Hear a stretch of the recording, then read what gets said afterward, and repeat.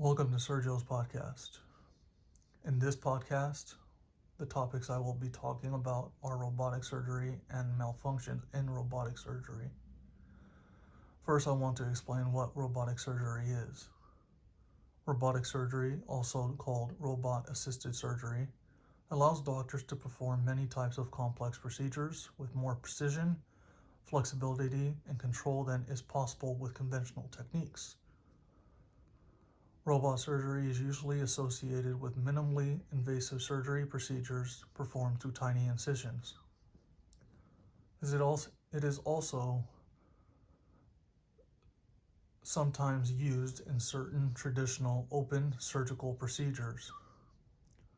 Robotic surgical systems consist of a camera and mechanical arms with surgical instruments attached. From a computer console near the operating table, the surgeon controls the arms. The console displays a high-definition, magnified 3D view of the surgical site to the surgeon. Other team members who help during the surgery are directed by the surgeon. Surgeons who use the robotic system find that for many procedures it enhances precision, flexibility, and control during the operation and allows them better to see the site compared with traditional techniques. Using robotic surgery, surgeons can perform delicate and complex procedures that may be difficult or impossible with other methods. Often, robotic surgery makes minimally invasive surgery possible. The benefits of minimally invasive surgery include fewer complications, such as surgical site infection, less pain and blood loss, shorter hospital stay and quicker recovery, smaller and less noticeable scars. Robotic surgery involves risk, some of which may be similar to risks of conventional open surgery, such as a small risk of infection and other complications. Is robotic surgery right for you? Robotic surgery isn't an option for everyone. You can always speak with a doctor about the benefits and risks of robotic surgery and how it compares with other techniques, such as other types of minimally invasive surgery and conventional open surgery. Robotic surgery may not be available at medical centers near your location. If robotic surgery is something you have thought about, and what would it cost you to have robotic surgery?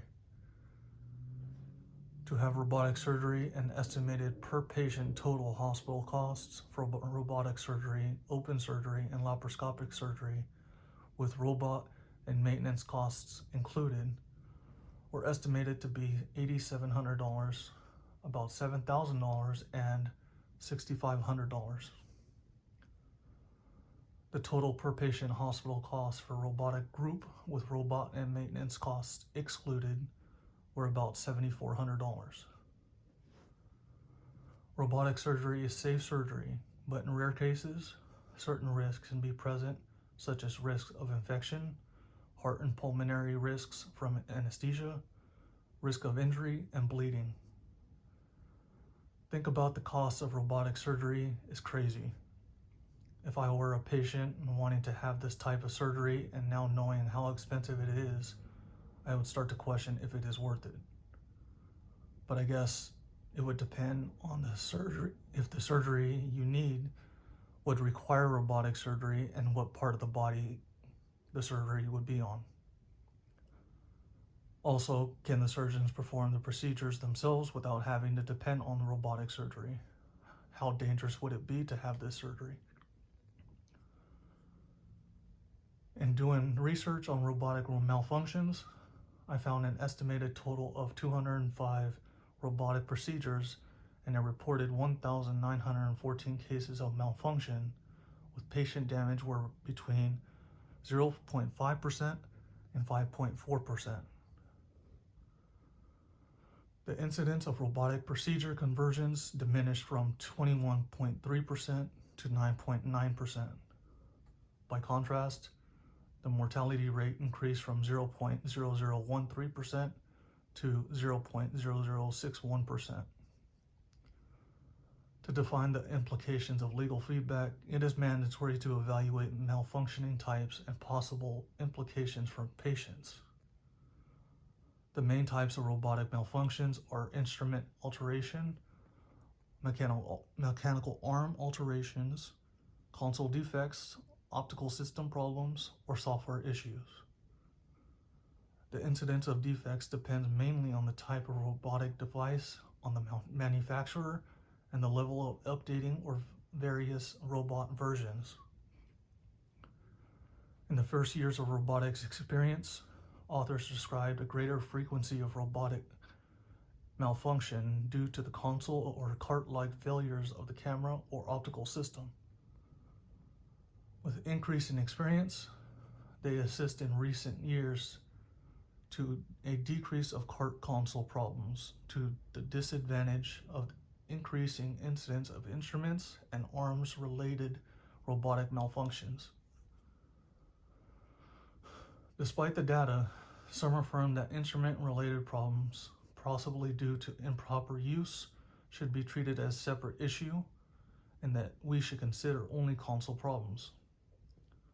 One of the main causes of instrument malfunction is the wear of the insulating membrane, resulting from friction and collision among instruments inside the abdomen or during the insertion through trocars. In contrast to decreases in conversion, it seems that patient damage by robotic malfunction is relatively increased. Whereas before 2009, only one casualty was described among 9 cases of patient damage and 189 adverse events after 2010. The potential areas for improvement and reduction of error in robotic surgery include more standardized training and credentialing practices, improved reporting systems for robotic associated adverse events, and enhanced patient education. One of the sites that I went to research my information was called Robotic Surgery Risks versus Rewards. And this will conclude my podcast.